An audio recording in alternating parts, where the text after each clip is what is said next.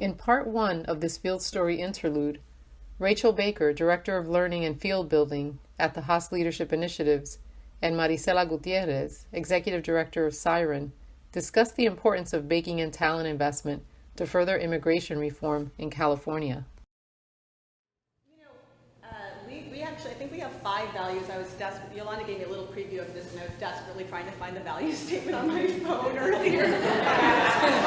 But one of them is leadership. Leadership is actually called out along with equity and inclusion and a love of the Bay Area community. Let me just back up and say the Haas Junior Fund is a family foundation. So these are family values that came from the founders.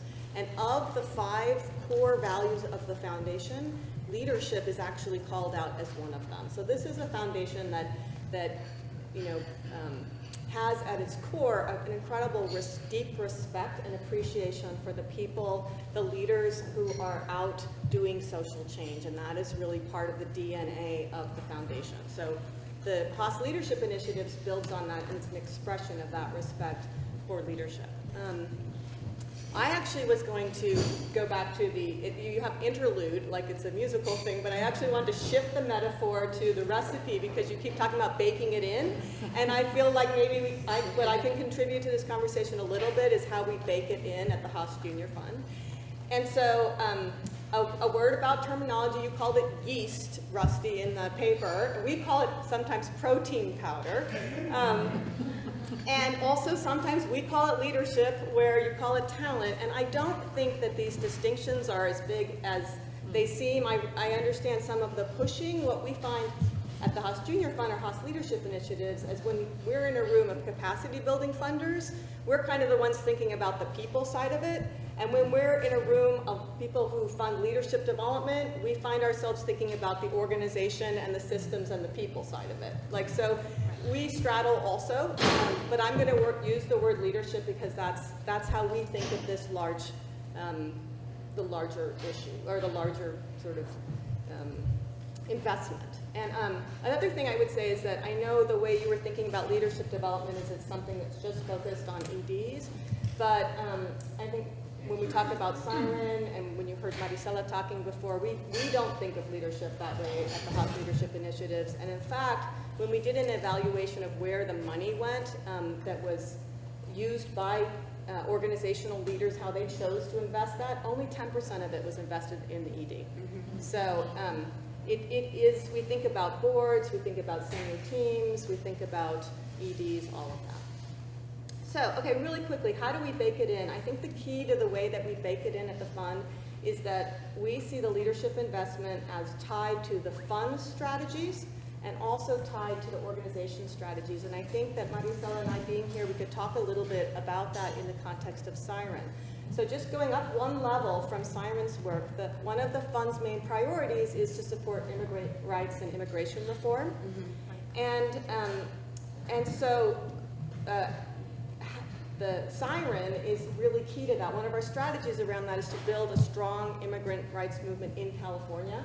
And we see SIREN as one of the models of regional coalition building. SIREN lifts voices of immigrants in the Bay Area and Central Coast, and they also, under Maricela's leadership, not only represent those issues regionally, but also at the state level and also at the national level. So choosing our choice to invest in SIREN partly reflects the fact that they are such an integral part of our strategy for strengthening and investing in the immigrants' rights movement in California. So choosing who to work with, that's part of how we bake it in and how it complements.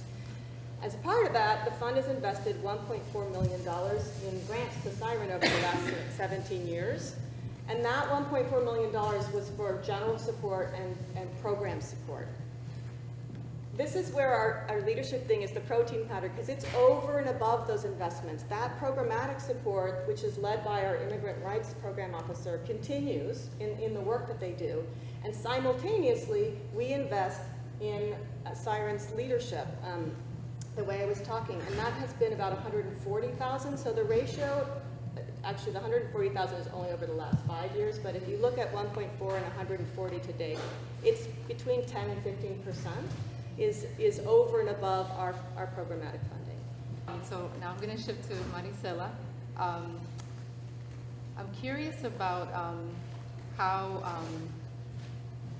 you, Maricela, have worked with the Flexible Leadership Awards plan consultant. So given what we understand about the Flexible Leadership Awards and how that lies on top of the programmatic support that SIREN receives, it sounds like this is a very important person that you're working with. So we're interested in hearing how what that relationship is like and how it's evolved over time.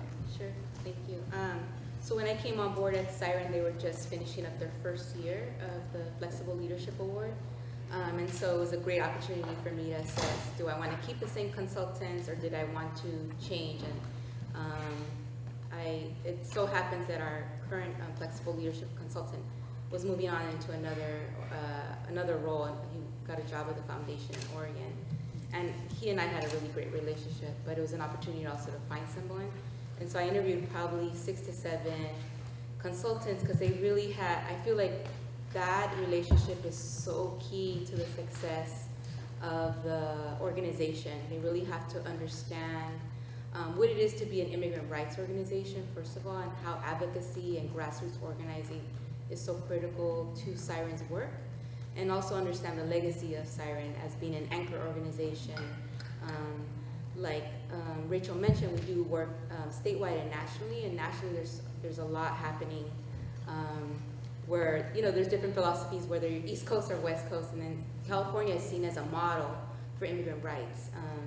And so just, someone that really understood the policy advocacy. And so I actually ended up finding an amazing consultant who previously was an ED herself of an immigrant rights organization, had that experience, worked a lot with immigrant rights organizations in LA, and she also did a lot of advocacy and community organizing work that was really critical also for us. And so it's just been a beautiful relationship for me. I feel like the person we selected, actually she asked to work with SIREN.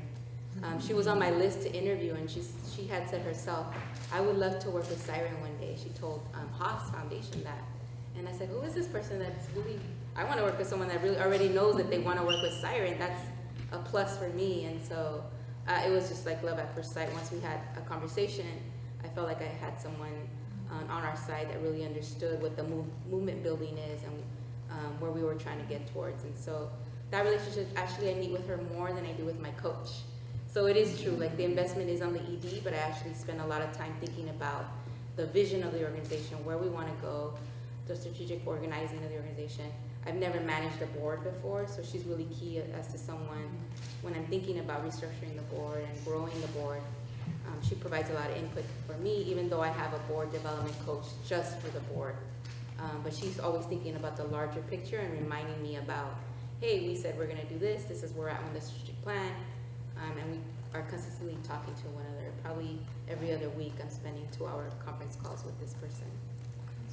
Can I say about, sort of put that into context, because so when we give a Flexible Leadership Awards, which is this part of our grant making and investment in leadership, we give, it's usually 3 to 5 years, and it's a $35,000 to $50,000 grant, and it comes with a PC, plan consultant. So the plan consultant is something that we pay for sort of separately, and the money is something that Maricela, as ED, gets to think about how she wants to use for the organization. So that's the flexible and tailored part. We have a question that drives the way we invest in this, and that is, where is your organization going for the next 3 to 5 years, and what is the leadership you need to get you there? And so that's the question that the plan consultant, who's a consultant to the fund, but a little bit arm's length, so that there's the opportunity for them to have a confidential relationship. And the plan consultant sits down with Maricela, and they think together, or with the plan consultant's help, Maricela makes decisions about how to spend the $35,000 to $50,000.